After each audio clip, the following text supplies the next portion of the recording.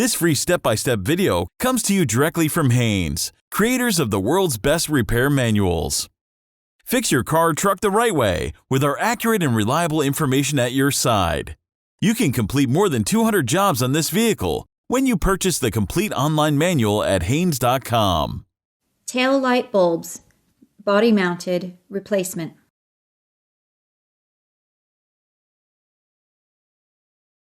Pull the trunk release lever located beside the driver's side door sill. Then open the trunk. Release the carpet retaining fasteners, then peel back the carpeting to expose the bulb connectors. Disconnect the appropriate bulb electrical connector.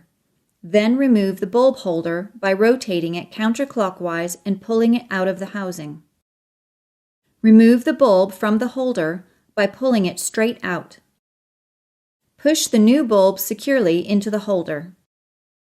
Install the bulb holder into the housing and turn it clockwise to secure it. Connect the bulb electrical connector. Reposition the carpeting and secure it with the retaining fasteners.